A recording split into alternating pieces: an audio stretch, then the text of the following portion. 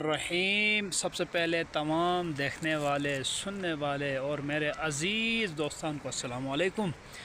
बाद अस्सलाम, इस वक्त हम एक छोटे से एमरजेंसी प्लान के तहत एक पार्टी कर रहे हैं। सबसे पहले मैं वो चीज़ दिखाऊंगा, उसके बाद मैं अपने दोस्तान का भी तारुफ़ कराते चलूँगा। वो ये चीज़ें, ओए होए होए होए होए होए, देखें भाई देखें, जिसके मुंह में पानी आ रहा है वो पैसे भेजे, हम उनको गिरी बेचते हैं। अच्छा जी, तो ये हमारी एमरजेंसी पार्टी में शामिल दोस्तान, उनका तारुफ़ कराता है। चलो, हमारे साथ मौजूद है सैयद मुफीद अब्बास शाह साहब। अस्सलाम वालेकुम। मज़ा आ रहा है शाह साहब? बहुत मज़ा आ रहा है। और इसके साथ है हमारे खलीली साहब। अस्सलाम वालेकुम। वालेकुम अस्सलाम। हाँ खलीली साहब, कैसे बताओ, गिरी शिरी कैसे लग रही है? मज़ा है, बहुत मज़ेदार। और यकीन माने इस वक्त जो इन्वायरमेंट हमारे इर्द गिर्द है, मैं उसे भी दिखाता हूँ। ऐसे माहौल में और ऐसे इन्वायरमेंट में बैठकर गिरी खाने का जो मज़ा है ना, वो यकीनन, तो मैं आपको वो मंज़र दिखाता हूँ। ये देखें जी, अल्लाहु अकबर, क्या मंज़र है जी। बुलंद बाला पहाड़, नीला आसमान, ये देखें जी। ओए होए होए होए, जी ओ बस। अब तो मैनू बताओ कि तुसी इत्थे माहौल कैसा लगा जी, और इत्थे माहौल के बारे में दो मुख्तसर अल्फाज में बताओ जी शाह साहब। अल्हम्दुलिल्लाह, हम जिस नीयत से आए वो नीयत कुरान की आयत है, सीरू फिल अर्द। और अल्हम्दुलिल्लाह हमने सैर भी किया और बहुत कुछ हासिल भी किया, बहुत कुछ मुशाहिदा भी किया, जिसमें कुदरत की निशानियाँ और कुदरत का हसीन खूबसूरत यहाँ माहौल, जिसने रूह को महसूस किया, दिल को महसूस किया। बहुत मज़ा आया माशाल्लाह। और हमने जो कुछ सीखा वो अब, क्योंकि इस वीडियो में तो इतना वक्त नहीं है हम बता पाएँ, बहरकैफ इतना है कि फ़बी आलाई रब्बिकुमा तुकज़्ज़िबान। माशाल्लाह शाह साहब, माशाल्लाह, बहुत इंटरेस्टिंग। दूसरा सवाल मेरा आपसे शाह साहब। शाह साहब, बहुत ही बेहतरीन आपने मुख्तसर अंदाज में अपना जवाब को रिकॉर्ड करवाया। तो मेरा आपसे आखिरी एक सवाल है शाह साहब, आप हमारे यहाँ के रहने वाले मोमिनीन को क्या पैगाम देना चाहते हैं? पैगाम भी मुख्तसर, जो कुछ मुशाहिदा किया, जो बल्तिस्तान सुना हुआ था वो आँखों से देखा नहीं, बल्कि बहुत चेंज हो चुका है। तो यहाँ के मोमिनीन, उलमा, खुतबा, सबको मेहनत करनी चाहिए, कोशिश करनी चाहिए। जो ये तहज़ीब चेंज हो रही है, तब्दील हो रही है, बैरूनी या पीछे से जो टैंक हैं बैठे हैं, जो यहाँ की तहज़ीब ख़राब कर रहे हैं, कोशिश करनी चाहिए यहाँ के उलमा को इस चीज़ को रोका जाए, ताकि नौजवान नस्ल भी इससे बच सके और माहौल भी यहाँ का जिस तरह पाकीज़ा सुना था उसी तरह दोबारा वो पाकीज़ा रहे। माशाल्लाह माशाल्लाह, बहुत बहुत खूब शाह साहब। करम नाजरीन, हमारे सैयद साहब अपने एनालिसिस बयान कर रहे थे और यहाँ के लोगों के लिए एक मैसेज रिकॉर्ड करवा रहे थे। अगर इनकी बातों का मैं मुख्तसर ख़ुलासा करूँ तो वो ये है कि ज़वाल शुरू हो चुका है और इसके पीछे बहुत ज़्यादा अवामिल कार फरमा है। उनमें से एक बैरूनी अवामिल, यानी सकाफ़ती अलगा जिसे कह सकते हैं, वो थिंक टैंक के ज़रिए से बल्तिस्तान के अंदर इस चीज़ को राइज किया जा रहा है। चले शाह साहब, हम बहुत शुक्रगुज़ार हैं, आपने बहुत ही अच्छा तज्ज़िया और अच्छा पैगाम हमारे मोमिन के लिए रिकॉर्ड करवाया। मोहतरम, जैसे कि आपने सैयद साहब के तज्ज़िये को सुनने के बाद हमारे दूसरे मेहमान आ गए खलीली साहब हैं।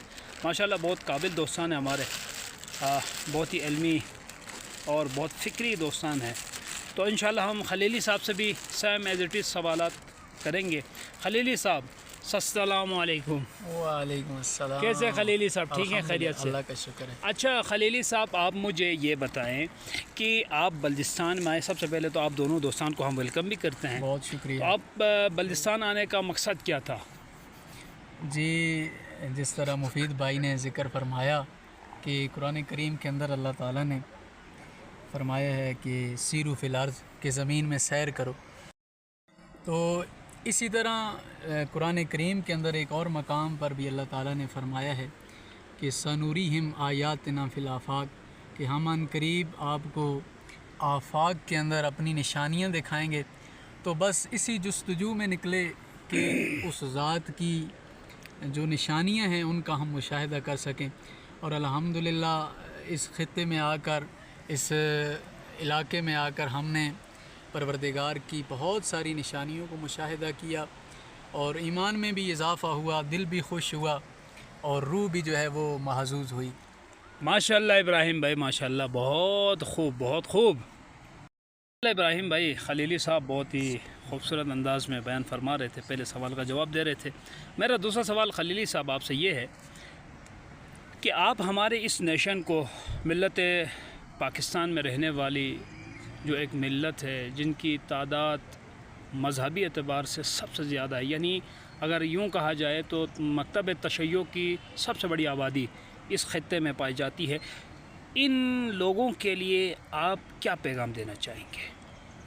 جی جوہر بھائی، جیسے آپ نے ذکر فرمایا کہ یہاں اس خطے میں مکتب اہل بیت اور اہل بیت علیہ السلام کے پیروکار یہاں کثرت سے رہتے ہیں، تو پیغام بھی یہی ہے کہ جو اہل بیت علیہ السلام نے ہمیں تعلیمات دی ہیں، جس کی ہمیں پیروی کرنی چاہیے، ہمیں ان تعلیمات کی طرف متوجہ ہونا چاہیے۔ خصوصاً یہ علاقہ اس وقت بیرونی طاقتیں اور اس علاقے کے اندر اس وقت جو صورتحال ہے، جیسے بیرونی طاقتوں کی طرف جو ہیں وہ بھی مشاہدہ کرتے ہیں، اور ٹورسٹ یا باقی بہت سارے بہانوں سے اس علاقے کو ہر اعتبار سے خراب کرنے کی بھی کوشش کی جا رہی ہے۔ تو یہاں کے علماء، یہاں کی عوام کو اس چیز کی طرف متوجہ ہونا چاہیے، اور انہیں مکتب اہل بیت اور اہل بیت علیہ السلام کی جو تعلیمات ہیں ان کی طرف رجوع کرنا چاہیے، اور اس کے مطابق اپنی زندگیوں کو سنوارنا اور سدھارنا چاہیے۔ ماشاءاللہ، ماشاءاللہ، ماشاءاللہ، سبحان اللہ۔ ابراہیم بھائی بہت بہت شکریہ، آپ نے بہت ہی مختصر، ابراہیم بھائی بہت بہت شکریہ آپ کا بھی اور سید صاحب آپ کا بھی، کہ آپ نے اپنے قیمتی آرا سے تمام مومنین کے لیے ایک بہترین اور خوبصورت پیغام انہیں دیا۔ میں آخر میں مختصراً ایک شعر کے بعد اس کی ہلکی سی تشریح کر کے اس ولاگ کا اختتام کرنا چاہوں گا۔ مکتب تشیع کو دبانے کے لیے، مکتب تشیع کو ان کی طاقت کو منتشر کرنے کے لیے بیرونی طاقتیں امریکہ اور اسرائیل سمیت اور جتنے بھی امریکہ اور اسرائیل کے عمائدین ہیں، ان سب کی کوشش ہے کہ اس خطے کو ناامن بنایا جائے، اس ملت کو سرنگوں کیا جائے اور انہیں جھکایا جائے۔ تو میں ایک شعر کے ساتھ اپنے اس ولاگ کا اختتام کروں گا۔ دنیا کے سب یزید اسی غم میں مر گئے، سر مل گیا حسین کا بیعت نہیں ملی۔ اہل بیت کے ماننے والے، مکتب شہادت کے ماننے والے، مکتب عاشورہ کے ماننے والے نہ کسی سے ڈرے تھے، نہ ڈرے ہیں، نہ ڈریں گے۔ کیونکہ ہم لوگ کربلا سے کفن لے کے آئے ہیں، ڈرتے نہیں ہیں موت سے، ڈرتی ہے ہم سے موت۔